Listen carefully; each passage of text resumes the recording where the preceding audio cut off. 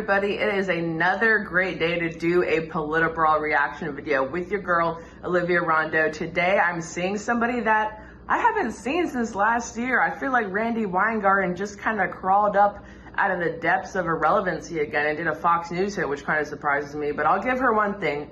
She does go on the conservative channels and debates her ideas. I don't think she does that well. Let's see how she does against Martha McCallum. What happens in Massachusetts that works is that there is far more funding and there is a real culture of a safe and welcoming school. Well, and what we need to do is we need to actually do more of that. So you're saying that because if we can find other areas around the country where the proficiency levels are also abysmal and should be embarrassing to any education organization, that we can start to make assessments and say that, oh, it's because of choice or it's because of money. We know that money does not equate a better outcome, because in Newark, New Jersey, you have a per student, per capita expenditure that is one of the highest in the country. And you have very difficult Martha, sweetheart, listen to me. Please don't call me sweetheart. It actually does.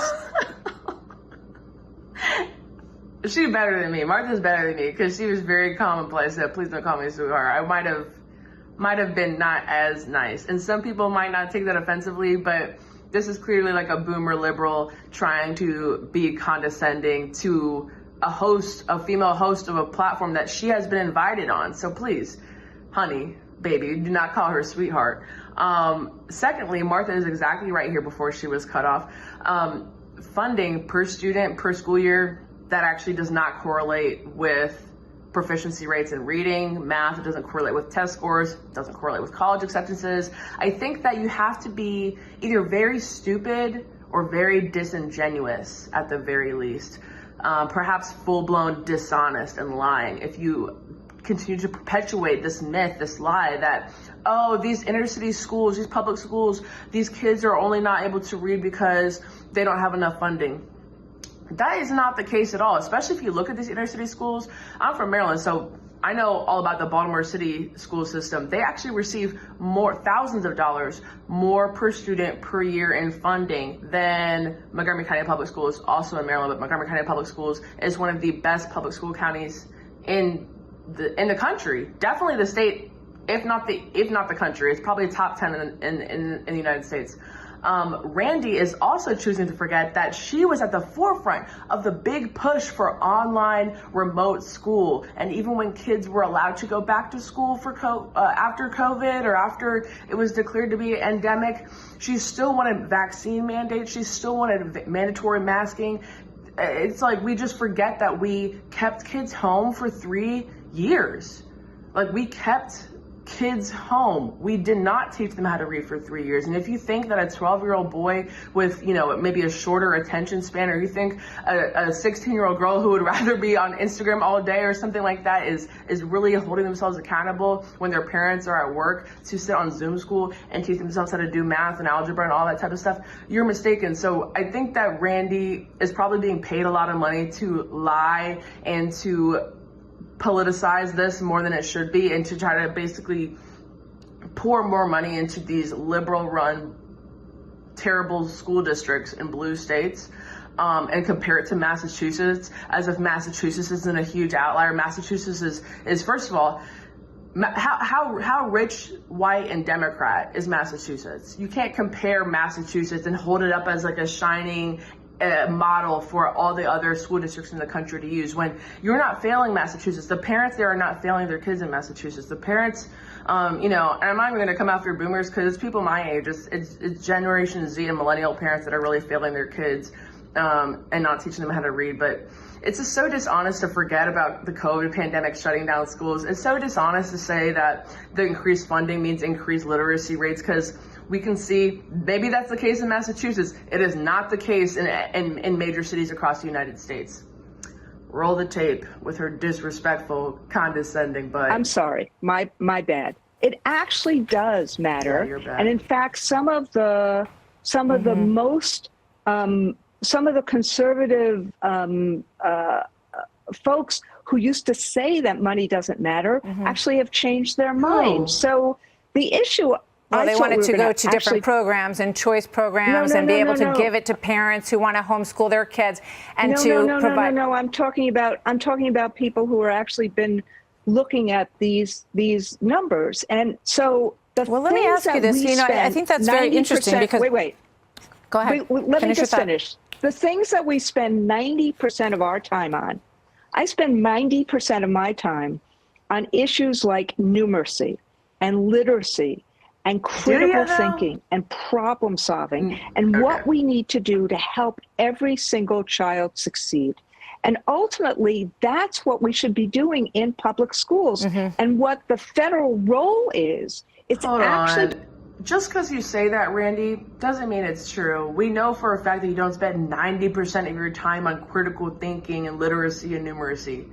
Things would be a lot different if you did, probably. Things would be a whole lot different. Now, people may disagree with what Trump wants to do with the Department of Education, but I honestly believe that whatever we had before, it cannot get worse than that. It cannot get worse than that. With the combination of the Department of Education, COVID, the teachers' federations and unions clogging everything up with the woke stuff. I mean, it really cannot get anything worse. It cannot get any worse at all. Sorry. To fill opportunity gaps. So you heard me at the beginning of your show on talking about this. I think parents need to have rights. I think it was a failure of what happened in Maryland. One of the problems is it's such a distraction from what we should be focusing on in school. I mean, I know that you ran conferences where there were classes on using teachable moments to create welcoming classrooms around LGBT issues, how to deal with this issue inside and outside of the classroom. And I don't want to go back down that rabbit hole, but I do want to ask you one question before I let you. So let me ask you this. Yeah. Because if you have a kid in your class who's gay, right, you have to figure out a way to create a welcoming and safe environment. But if you also... Okay, what does that mean?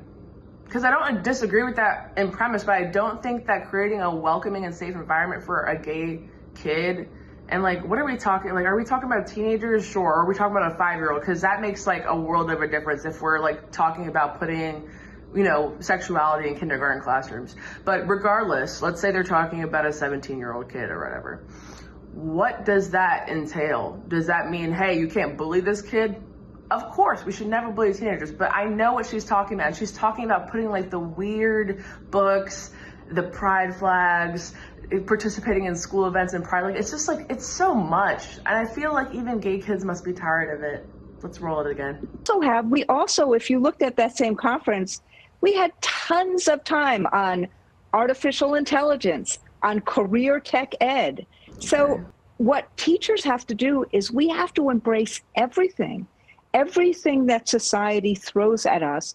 We have to deal with. Here's what I would say. I would say this: if you have a child in the classroom who's gay, you have a child in a classroom who maybe doesn't speak the language very clearly, you have all kinds of struggles that have honestly existed since the beginning of time. Right. I think you want to have a principal in a classroom that says we always respect each other. We don't call each other names. We respect each other. And then beyond that, those are behavior issues, right? And you have to deal with behavior issues, but you don't want to indoctrinate children. You don't want a child to hear a book read to the whole classroom and go home and say, why am I being taught that I was born a girl, but that was just a guess? I mean, that is going to freak out some children. They're going to be very confused at 4, 5, and 6 years old. And I know you said that you don't agree with reading this in the classroom, but I'm saying this is the problem. Then that same kid can't read and is pushed all the way to 8th grade and they still can't read. Martha brings up several good points there. There is kind of an epidemic in American public schools where kids will graduate high school without ever being literate, which is insane to me, but it happens. People will walk across the graduation stage with their diploma, with their cap, and basically not know how to write an essay, not know how to write a paragraph. They probably couldn't even read a paragraph. And it's really unfortunate. We are failing a lot of kids, and a lot of that, I think, has to do with COVID, how we just kind of let people, nobody was getting held back during COVID, which may seem great for statistics, but people need to people who should have redone some classes, didn't have the opportunity to because we were doing it all in online school, combined with the fact that parents at home were not reading to their kids anymore. And because of Joe Biden's immigration policies, how many parents are at home not speaking a lick of English? Millions, literally millions, not wanting to learn a lick of English because they were totally allowed to just walk in without having to do a English literacy or proficiency test or anything of the sort. It's just like, it's a kind of a perfect storm for failing public school systems. And Randy is being, like I said, very disingenuous, very dishonest about the reasonings for it. And then Martha again brought up another good point, that was these kids who are 4, 5, 6 years old, not only do they not know about transgenderism and other LGBTQ plus issues or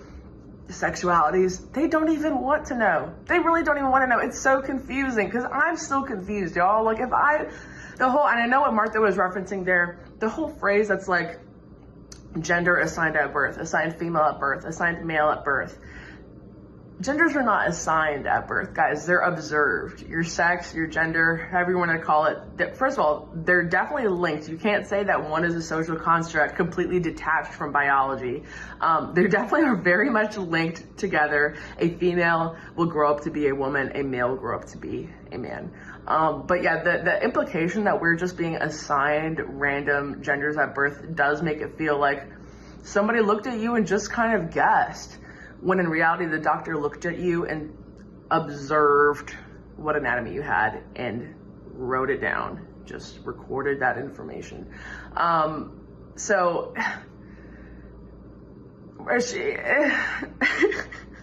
I'm honestly so frustrated because we're still spouting these lies in the big old year of 2025. I appreciate Fox News for even letting Randy come on here and spew this just to show parents this is still going on in the school systems. This isn't a joke. They really are trying to put these books in there. And, maybe Randy can say, oh, she doesn't approve of it for kindergartners. Okay, well, she approves of it for 6th graders. And she thinks that making a welcoming and safe environment for a gay child is things that are way beyond what Martha mentioned, like what I mentioned, that are just like, hey, no bullying, guys. Like, that is a behavioral issue. And I think there's kind of a clear difference because I'm not a zillennial. I think I'm just like old Gen Z, but there's a clear difference between like old Gen Z and later Gen Z, or I think now we're on Gen Alpha, like the kids that are in kindergarten right now, where back in my day, when I went to school in the 2000s and in elementary school, if a kid is bullying somebody for being gay, they have other issues. They are a bully. They're bullying everybody for different things. They're bullying somebody for being a girl. They're bullying somebody for their light up sketchers. They're bullying somebody because he talks gay. They're bullying somebody because he's bad at soccer. I feel like at the end of the day, especially at those ages, it's a behavioral issue. We don't need to put up the pride flag, y'all. We don't have to put up the pride flag. We don't have to have teachers with the pronoun pin. I really hate that, by the way. I hate teachers who are like, I'm Mr. whatever, and I go by he, him, because like we can observe that you're a man. You weren't assigned that gender at birth. You didn't assign it to yourself just now. You were always a man. So there's a lot to kind of unpack here with the prevalence of teachers union rhetoric still spilling into public schools. And, with what Donald Trump wants to do with the Department of Education, I think let's see what happens. I really don't think it could get any worse, y'all. Anyways, that's my take. What do you guys think? Why is Randy still on the news? Is she still relevant? Is she trying to get more relevant again? What should be done with the Department of Education? I want to know. I want to read the comments. Don't forget to subscribe, and I'll see you guys next time for a PolitiBrawl reaction.